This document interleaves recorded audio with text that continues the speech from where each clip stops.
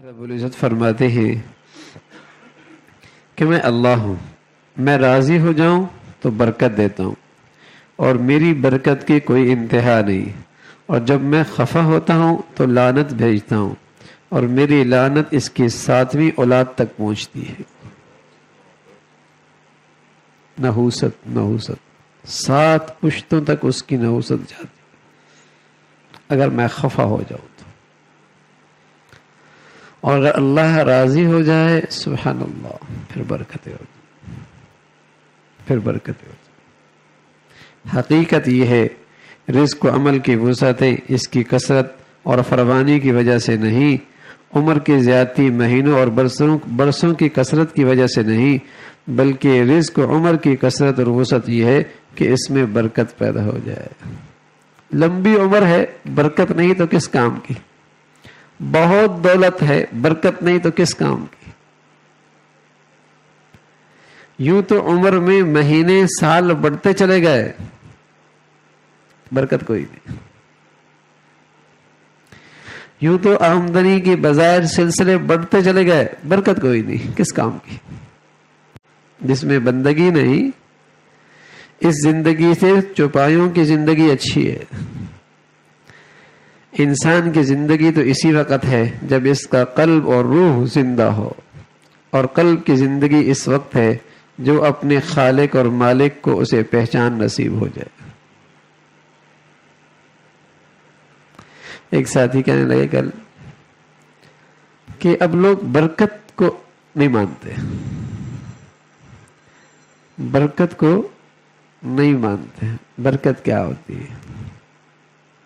مادیت کتنی چیزیں، میں نے کہا برکت کا مسئلہ نہیں، برکت دینے والے کو ہی نہیں مانتے، مسئلہ یہ ہے۔ اللہ کی قدرت، طاقت، اس کی صفات، اس کی شان، اس سے معرفت کوئی نہیں تو برکت کیا جانے۔ جو مخزن ہے خزانوں کا، جو خزانوں کا مالک ہے، جو بادشاہوں کا بادشاہ ہے، جس کے کہنے سے سب کچھ ہو جاتا ہے، جس کے ارادے سے چیزیں وجود میں آ جاتی ہیں، اسی کی پہچان کوئی نہیں تو برکت کیا جانے۔ اللہ کی کیا طاقت ہے، اس کی کیا قدرت ہے، اس کی کیا شان ہے۔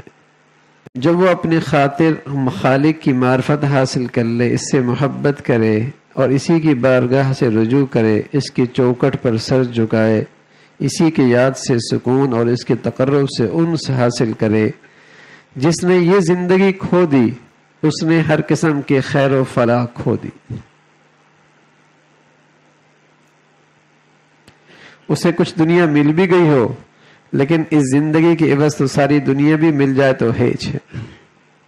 یہ اللہ کے قرب کی جو زندگی ہے، اگر اس کے بدلے میں ساری دنیا بھی مل جائے تو کیا ملا؟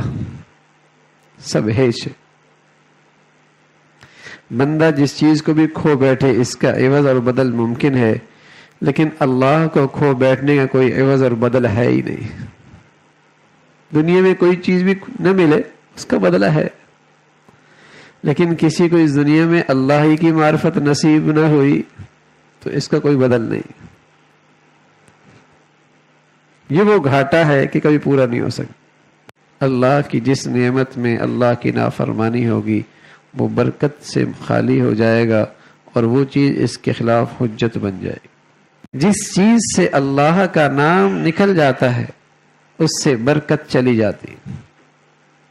جس چیز سے اللہ کا نام نکل جاتا ہے اس سے برکت چلی جاتی ہے، اور جس چیز میں گناہ آ جاتا ہے اس میں گناہ کی نحوست آ جاتی، اور گناہوں کے اثرات بہت دور رس ہیں۔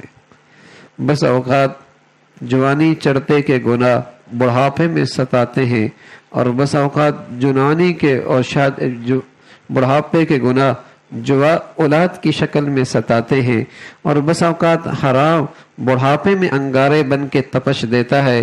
نہ جانے ان گناہوں کے اثرات کس کس انداز سے بعد میں ستاتے ہیں۔ یہ ہو نہیں سکتا۔ تو برکت بڑی مبارک چیز ہے، کثرت کوئی چیز نہیں ہے۔ عمر میں برکت ہو، صحت میں برکت ہو، مال میں برکت ہو، زندگی میں برکت ہو، اولاد میں برکت ہو. اور یہ برکت آتی بھائی گناہوں سے پرہیز کرنے میں، گناہوں سے پرہیز کرنے. ورنہ سب چیزیں ہوتی ہیں، برکت نہیں ہے تو وہ نہ ہوتی تو اچھا تھا. اس لیے کہ وبال زیادہ ہوگا، وبال زیادہ ہوگا، اس میں مصیبتیں زیادہ ہوں گی. اس لیے فرمایا گناہ کی نحوست سے آدمی کی زندگی سے، صحت سے، عبادت سے، نیکی سے، اطاعت سے برکت چھن جاتی.